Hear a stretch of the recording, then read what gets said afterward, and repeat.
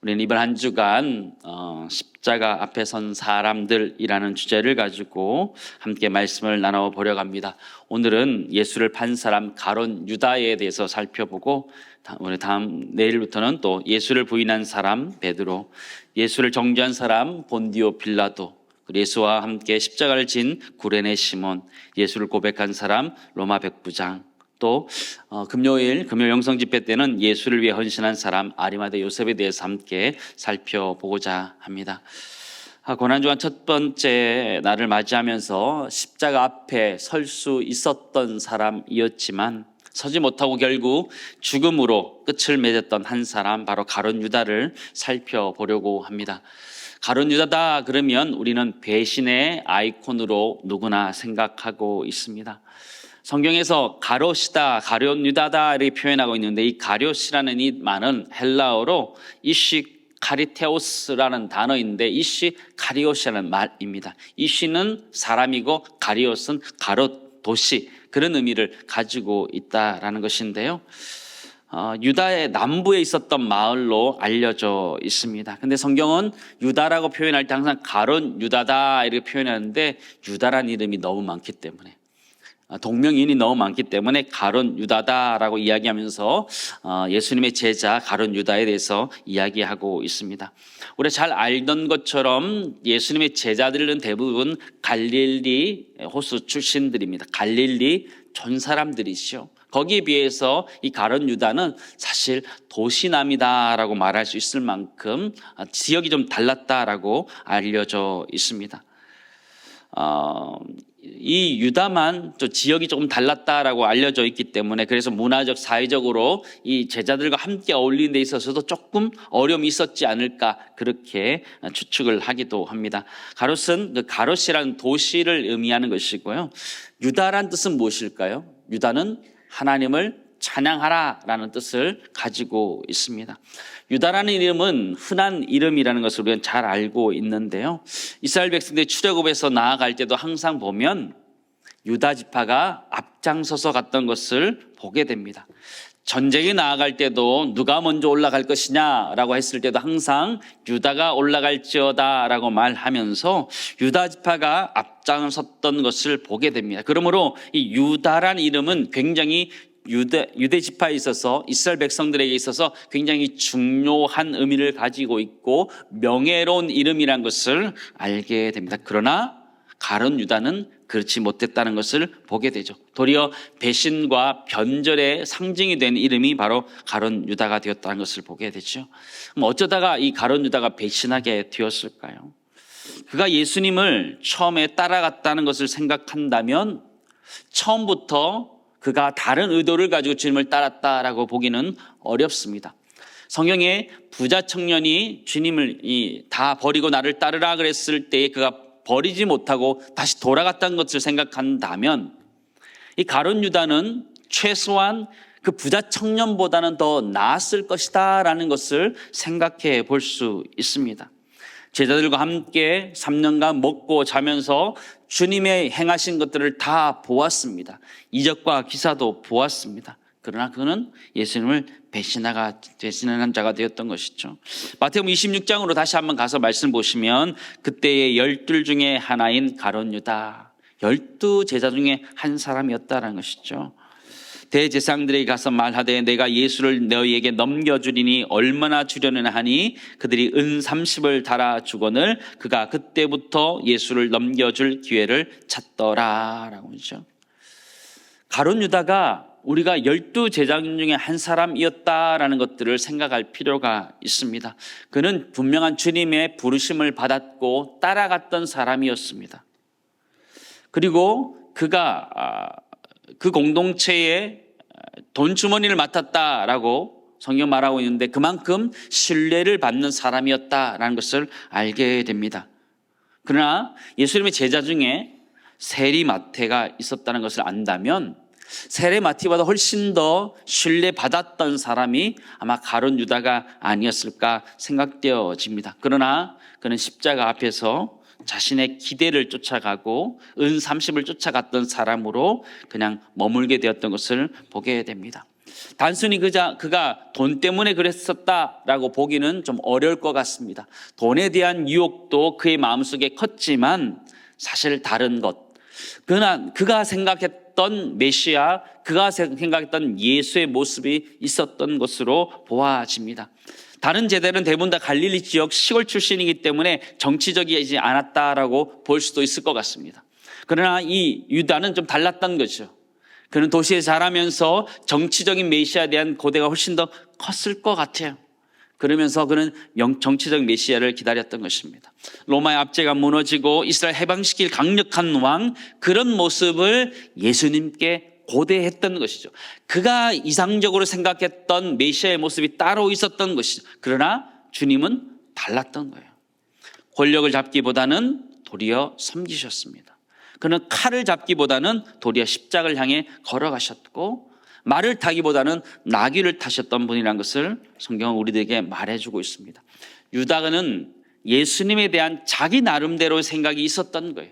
정치적인 메시아로서의 그림이 있었던 거예요. 그러나 그 기대가 하나하나 무너지기 시작하고 실망하기 시작했던 거죠. 그래서 돌이킬 수 없고 그는 결국 배신했던 사람으로 남았다는 것을 성경은 이야기해 주고 있습니다. 돌이켜야 되는 거잖아요. 여러분, 근데 돌이키는 게 쉬울까요? 여러분, 돌이키는 게 생각보다 쉽지 않습니다. 성경에서 탕자가 돌이켰다. 쉬워 보이지만 쉽지 않습니다. 우리가 살아가다 보면 의견이 맞지 않아서 서로 반대되는 경우들을 만나게 됩니다. 부딪히는 경우들을 만나게 되는데요. 근데 그 반대가 잘 굽혀지지 않습니다. 왜 반대가 잘 안 굽혀질까요? 내가 이야기하고 내가 판단하는 것이 맞다는 것을 증명하기 위해서 끝까지 반대합니다. 끝까지 반대해요. 그것이 잘못되었다는 것을 알지만 지금까지 자신이 이야기한 것들이 그게 무너질까 봐 지금 와서 그걸 돌이키지 못하는 것이 우리의 모습이에요. 쉽게 유턴하지 못해요. 돌아서지 못해요. 가룟 유다도 그랬다 보여집니다. 자신의 기대에 맞는 예수 그리스도가 아니었기 때문에 그 실망은 배신으로, 배반으로 넘어갔다라는 것을 보게 되는데, 그 모습이 우리의 모습과 다르지 않습니다. 우리의 모습과. 내가 원하는 방향으로 주님이 들어주시면 할렐루야, 그죠? 내가 기도하는데 내 기도의 응답대로 가면 할렐루야. 내 응답대로 가지 않으면 실망하고 좌절하고 절망하고 주님 왜 그러시나, 못 들으시나, 이렇게 삐져가는 것이 우리의 모습이다라는 생각해 본다면 우리의 모습과 가룟 유다의 모습이 그렇게 다르지 않다는 것이죠. 우리도 주님이 원하시는 모습이, 주님을 내가 원하는 모습이 있어요.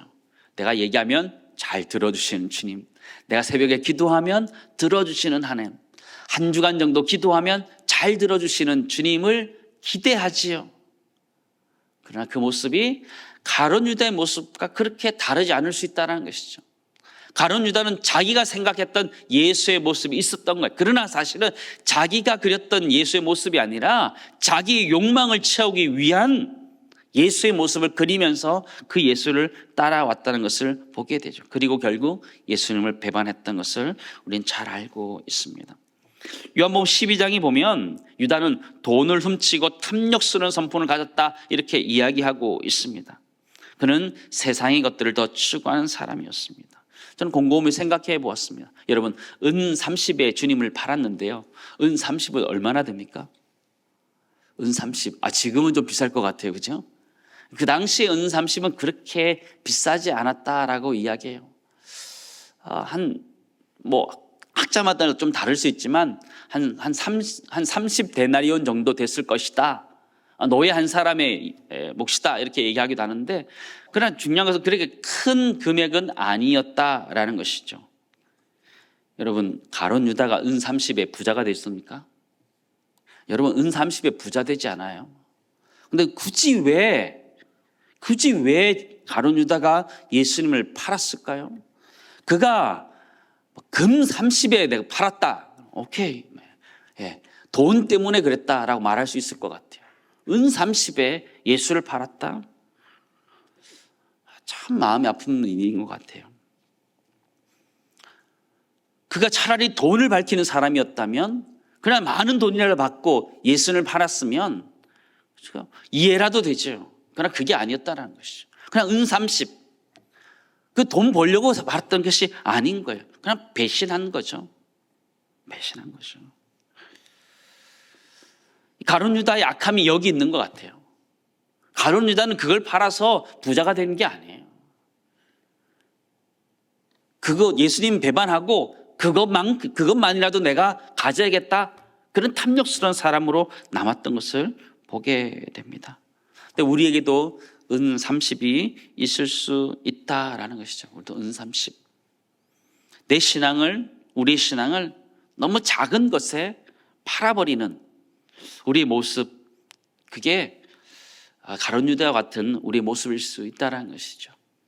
크지 않은 것, 작은 것, 거기에 내 믿음을 팔아버리는, 내 신앙을 팔아버리는 모습이 우리가 이 시대를 살아가는 가룟 유다와 같은 모습일 수 있다는 것을 우리 모두는 기억할 수 있기를 간절히 소망합니다. 우리 인생 어떻게 살아가야 되느냐? 우리 그리스도인으로서 살아가는 이 인생 어떻게 살아가야 되느냐? 나의 고집과 욕망들을 거기서 빼내야 되는 거죠.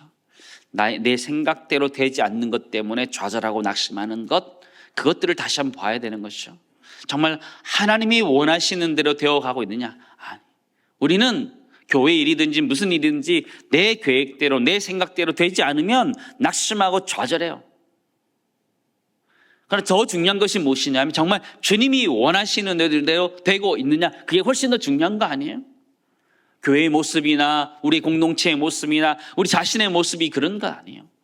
내가 계획한 대로 되느냐보다 훨씬 더 중요한 것은 하나님이 원하시는 대로 되느냐가 훨씬 더 중요한 줄을 믿습니다. 그러므로 우리의 기대함보다 더 중요한 것은 하나님의 뜻, 하나님이 원하시는 대로 되어지는 것, 그 일들 가운데 우리 마음을 둘 수 있기를 간절히 소망합니다. 첫 번째 하나 이렇게 기도했으면 좋겠어요. 우리 그리스도인으로서의 인생이 있는데 나의 고집과 욕망으로 채우지 않게 해달라고. 우리는 때로 내 욕망과 내 고집으로 내 신앙을 만들어 가기도 해요. 내 삶들을 만들어 가기도 해요. 내 고집, 내 욕망으로 채워가는데 그게 주님이 원하는 인생이 아니라는 거죠. 아니라는 거죠. 이 아침에 우리 모두가 십자가 앞에서 주님의 제자로 부름 받았지만 따라가지 못했던 이 가룟 유다를 보면서 우리 삶에 있어서 내 고집, 내 욕망으로 내 삶을, 내 신앙을 채우지 않게 하시고 정말 하나님이 원하신 그 뜻대로 살아가는 애가 우리 모두 있기를 간절히 소망합니다. 가룟 유다라는 인물을 보면 너무너무 안타까운 것 같아요. 여러분, 12명 중에 1명으로 부름받았다는 것은요, 너무나 영광스러운 일 아니에요? 어느 누가 예수님의 제자로 부름받을 수 있었어요? 그들이 다 잘나서 부름받은 것은 아니지만 예수님께서 12명을 택할 때는 밤이 새도록 기도하면서 그 한 사람을 택했단 말이에요. 제자들 택할 때 주님은 그냥 택하지 않으셨어요. 밤새도록 기도하시고 정말 하나님 앞에 기도하시면서 그렇게 택했던 사람이 가룟 유다였다는 것이죠. 그리고 가룟 유다 끝까지 뻔뻔했던 사람 아닙니다. 그렇지 않아요? 가룟 유다 끝까지 자기가 잘했다고 주장했던 사람 아니에요. 가룟 유다는 자신이 잘못했다는 것을 알았던 사람이에요. 그래서 그것을 수습하기 위해서 대제사장 다시 찾아가요. 은30을 돌려줍니다. 받지 않지요. 받지 않지요. 마태복음 27장 말씀으로 가볼까요? 3, 4, 5절 우리 다시 한번 보도록 하겠습니다. 그때에 예수를 판 유다가 그의 정죄됨을 보고 스스로 뉘우쳐 그 은30을 대제사장들과 장로들에게 도로 갖다 주며 이르되 내가 무지한 피를 팔고 죄를 범하였도다 하니 그들이 이르되 그것이 우리에게 무슨 상관이냐, 내가 당하라 하거늘 유다가 은을 성소에 던져 넣고 물러가서 스스로 목매어 죽은지라. 그렇죠? 예수님이 십자가에 돌아가실 때 유다가 그 깊은 절망 가운데 빠지게 됩니다. 자신이 은 30개를 가지고 대제사장에게 다시 돌려주려 하지만 거절당합니다. 그리고 그 돈을 성전에 던져버리고 스스로 목매어 죽어버리는 것이죠. 베드로와 한번 비교해 볼까요, 여러분? 우리 이 가룟 유다는 베드로와 비교하면 훨씬 더 쉬운 것 같아요. 여러분, 베드로의 잘못과 이 가룟 유다의 잘못 누가 더 클까요? 둘 다 큰 것 같아요. 그죠? 가룟 유다도 예수님을 배신하고 파는 것도 그게 참 이렇게 적지 않다라 말할 수 있지만, 베드로는 주님을 3번이나 부인했습니다. 믿고 믿었던 베드로인데, 그죠? 수제자 베드로인데 3번이나 주님을 부인하죠. 똑같이 잘못했어요. 근데 결과가 완전히 달라요. 완전히 달라요. 베드로는 회개하고 다시 회복되어요. 그러나 가룟 유다는 죄책감 때문에 절망하고 돌이키지 못하고 스스로 목숨을 끊는 일들이 일어났던 것을 보게 되죠. 유다의 끝이 왜 비극이냐라고 하면요, 후회는 했는데 회개하지 않았다는 것을. 똑같이 후회했죠. 베드로도 후회했죠. 그러나 베드로는 그가 회개했어요. 하나님 앞에, 주님 앞에 회개했어요. 그러나 유다는 그러지 않았던 것이죠. 자신이 잘못했던 것을 대제사장에게 이야기하였을 뿐 하나님께 그가 구하지 않고 자기 스스로 목숨을 끝내버리는 것이죠. 후회와 회개는 비슷하지만 다르다는 거예요. 후회는 자기에게 자꾸 돌아오는 거예요. 내가 어쩌다가 이런 일을 했을까 이렇게 생각하는 거죠. 그러나 회개는 하나님 앞에 나아가서 하나님 나를 긍휼히 여겨달라고 기도하는 거죠. 우리에게 필요한 게 그 모습인 거죠. 우리가 살아가면서 때로는 잘못할 수 있죠. 그러나 그 잘못한 거 가지고 자책하는 것이 아니라 하나님 앞에 나와서 나의 죄를 고백함으로 말미암아 하나님이 용서하심을 받을 수 있기를 간절히 소망합니다. 그게 우리가 사는 길이라는 것이죠. 나 자신을 정죄하는 것, 내가 왜 그랬을까? 어쩌다 이런 일을 했을까? 그런데 자책하는 것으로 끝난다면 가룟 유다와 똑같다는 것이죠. 자책하는 것을 어떻게 보면 그것을 교만이라고도 말할 수 있어요. 자책하는 거. 왜냐하면 하나님의 용서하심보다 자신의 잘못한 것들, 그걸 훨씬 더 크게 생각하기 때문에 그 일종의 교만이라고도 볼 수 있는 것이죠. 사랑하는 성도 여러분, 우리가 신앙생활을 하면서 자책하기는 쉽습니다.